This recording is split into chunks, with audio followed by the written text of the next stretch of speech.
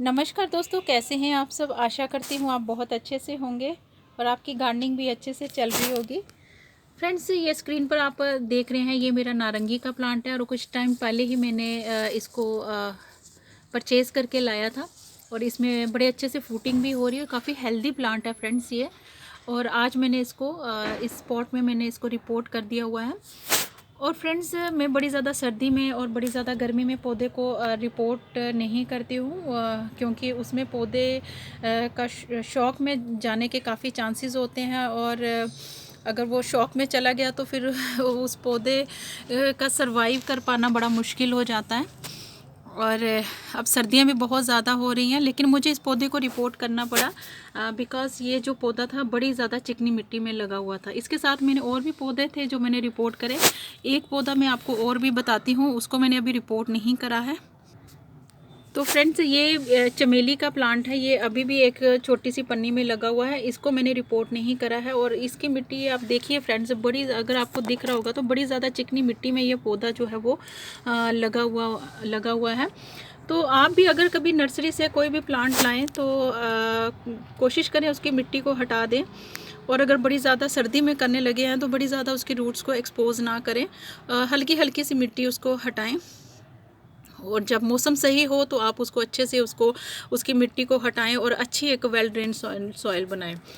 बहरहाल मैं ये बताना चाह रही थी कि इस तरह की छोटी छोटी पन्नियों में नर्सरी में के जो प्लांट्स हम घरों में लेके आते हैं तो इसकी मिट्टी को निकालना बड़ा ही ज़रूरी हो जाता है, क्योंकि मोस्टली जो हमारे जो नर्सरी वाले हैं वो जो पौधा लगा हुआ होता है वो बड़ी चिकनी मिट्टी में फ्रेंड्स वो ग्रो हुआ होता है। और नॉर्मल अगर हम देखें, हम अपने जो भी प्लांट्स के लिए मिट्टी बनाते हैं वो बड़ी वेल ड्रेन मिट्टी होती है, उसमें पौधे की ऑल ओवर जो ग्रोथ है वो बड़े अच्छे से चल रही होती है। लेकिन वो इतनी सी मिट्टी में बस एक ही बार मिट्टी डालते हैं पन्नी में और बस पौधा लगा देते हैं, सिर्फ बेचने के लिए ही वो पौधे जो हैं वो रखे हुए होते हैं। लेकिन अगर पौधा अपने घर में लाना है, उसे अच्छे से एक पॉट में लगाना और अच्छी वेल ड्रेन उसके लिए सॉइल बनानी होती है, जहाँ पे पौधे की जो ग्रोथ भी अच्छे से चले और पौधा जो है हरा भरा भी रहे। और यहाँ पर ये देखिए फ्रेंड्स, आज बात मिट्टी की हो रही है तो मैं यहाँ पर ये देखिए, ये मैंने कुछ मिट्टी आपके सामने रखी हुई है। तो आज हम मिट्टी के बारे में ही बात करेंगे कि किस तरह की मिट्टी में फ्रेंड्स हमें पौधे जो हैं वो लगाने चाहिए। फ्रेंड्स, मोस्टली हम जो मिट्टी अपने पौधों के लिए बनाते हैं, चाहे वो फ्रूटिंग प्लांट हो, चाहे वो कोई भी ऑर्नामेंटल प्लांट हो, चाहे कोई भी वेजिटेबल प्लांट्स हो, नॉर्मल हम जो सॉइल बनाते हैं बड़ी वेल ड्रेन्ड सॉइल होती है।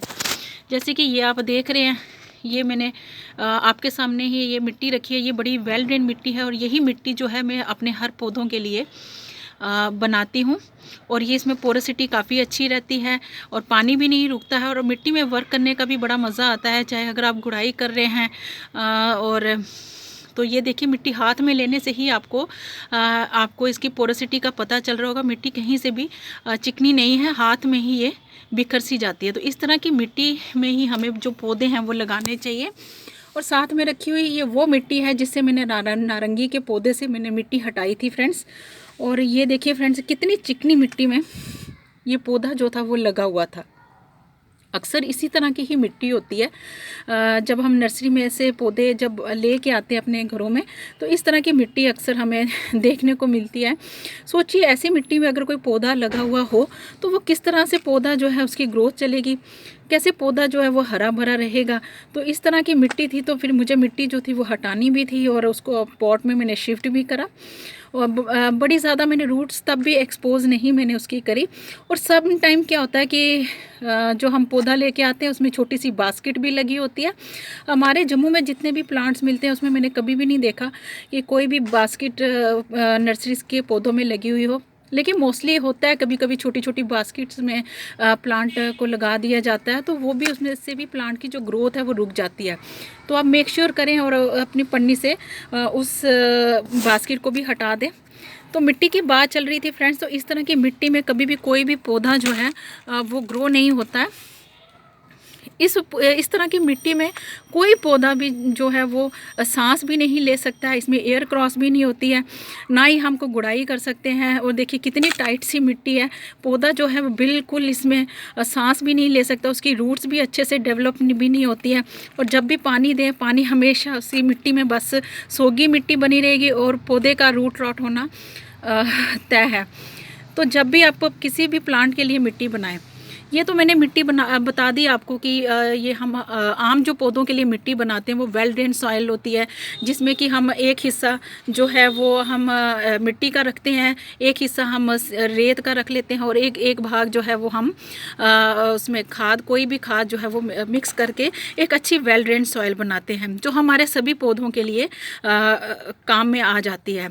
लेकिन जब हम कभी कोई सकुलेंट या कोई भी हम कैक्टस जैसे किसी पौधे को अगर उसके लिए अगर हम कोई सॉइल बनाते हैं तो उसके लिए ज़रूरी है कि हम सैंडी सॉइल बनाएं, क्योंकि सैंडी सॉइल में कभी भी पानी जो है वो नहीं रुकता है और कैक्टस और सकुलेंट के पौधे को ज़्यादा पानी की नेसेसिटी नहीं होती है। लेकिन इस तरह की जो वेल ड्रेन सॉइल होती है वो आप अपने हर पौधे में यूज़ कर सकते हैं और इसमें आपके पौधे की ऑल ओवर जो ग्रोथ है वो भी अच्छे से चलती रहेगी। तो ये मैंने बताया कि हमें किस तरह की सॉइल जो है वो अपने पौधों के लिए यूज़ करनी चाहिए। और इस सॉइल में अगर आपका पौधा लगा है तो आप जल्दी से इस सॉइल को हटा दिया करें। तो कभी भी इस सॉइल को लगा मत रहने दें अपने पौधे के साथ।